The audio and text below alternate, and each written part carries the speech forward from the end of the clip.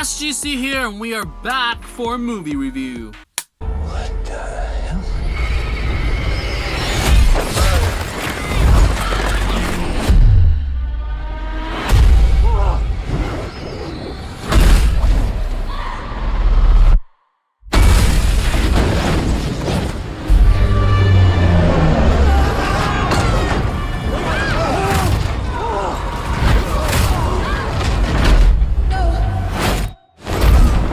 Mummy. So I realized while I was editing my Mummy 3 Tomb of the Chinese People, I actually watched the new Mummy, but I didn't review it. So here we go.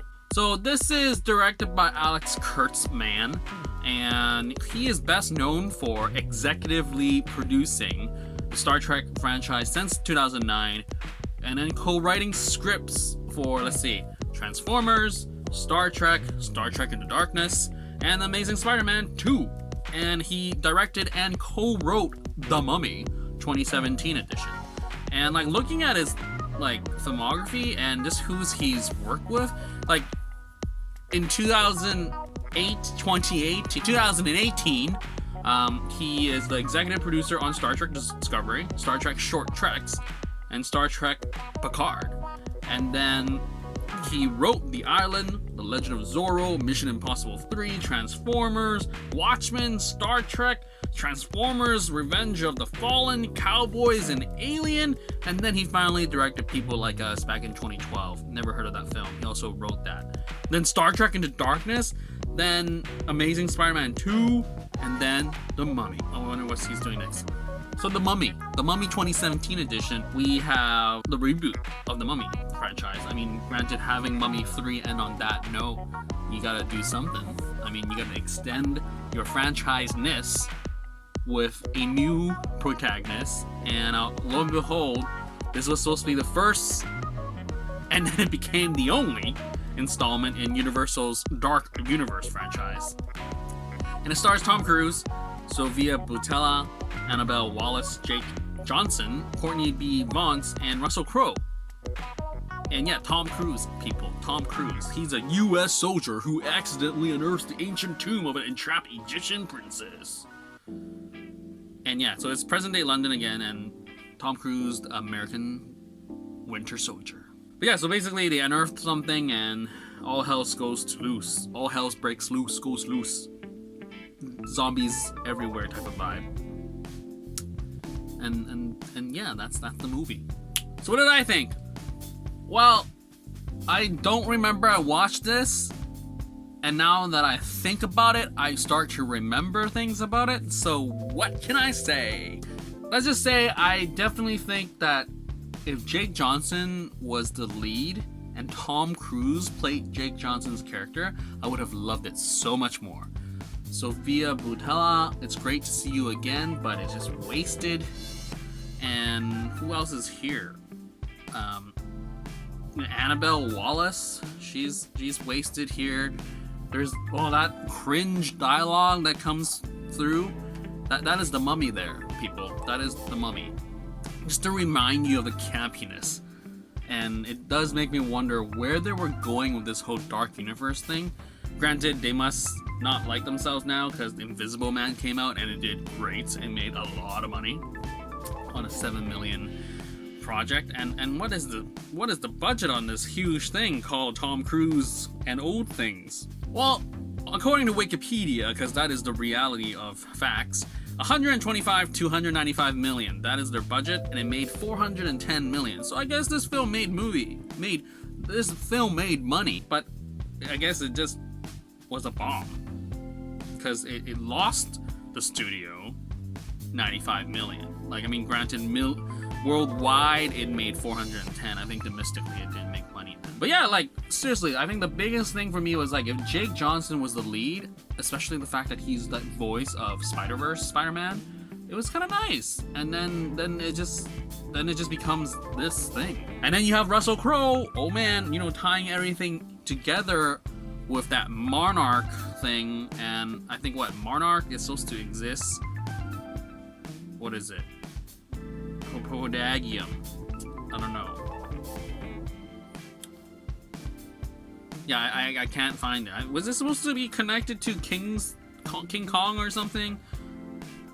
Maybe. I don't remember. But yeah, Russell Crowe playing Jekyll and Hyde was kind of like, okay. So I mean, the fact that you have Russell Crowe and Tom Cruise, and then everyone else is sort of like C-list tier, is this kind of like, why? I mean, like Sofia Boutella is definitely much more recognizable in terms of like Kingsman, and that's it. I can't remember what else she's been in. All right, she was in Star Trek, so I guess yeah, Star Trek Beyond and Atomic Blonde. But what else has she been in that's like screaming like yes, cast her in all things?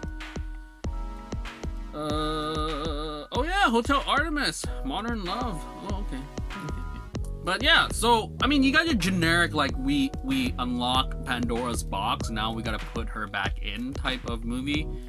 But the twist here, is Tom Cruise doesn't die. He's cursed and he can't die, and that could have made some pretty interesting set pieces. But he just runs a lot. But he's like a U.S. soldier, but he scavenges for treasure. Because he disobeyed some orders, if I remember correctly. And then at the end, he does the same thing. So, yeah, so I mean, overall, it's exactly what you expected, but not as good as you would expect. Or expectations. Like, even I went into this, again, scrolling through Netflix. It's on Netflix, and I watched it, and I was like, wow, I did not care about anybody. Like, just the writing. I mean, visually, it was kind of cool. But is it though? It's just sandstorms. That's all we got. Like, seriously, it just can't top Mummy and Mummy 2, because those were just great fun. They had a great balance with camp and adventure and yeah. I mean, it's more like they wanted to be serious. So how would have that gone? I mean, you throwing in the Mummy and Jekyll and Hyde and a guy cursed not to die, and there was hardly any memorable moments. I mean, granted, like the whole part about her being unlocked in the coffin or sarcophagus was like visually like cool, and like all these like Egyptian stuff was fine, but it's just like overall it's like, what are you bringing to the table? Nothing. Like the fact that you cast Tom Cruise, I mean, it was ambitious, but it bombed and it was a waste. Like if you cast someone less, maybe people would have liked it, and I think that's definitely a casting issue. Yeah, because I think this movie would have worked with what it became if you cast someone else. Like everyone's just like, oh my god, Tom Cruise. Was everyone like that? I'm not sure. I think I was like, oh my god, they got Tom Cruise, so it has to be some sort of level. And the same thing for Russell Crowe. Like they have to have some sort of level to say okay to this project, right? But no, they just wanted the money. But that's how things work. Anyways, I talked enough. I mean, what did I even say? I don't know. I forgot what I said. Nor do I remember watching this film. And now as I remember, I am slowly forgetting what I saw. So that's all. Anyways, keep liking, keep watching, and subscribe. And share, because sharing is caring. And stay safe and healthy. Out.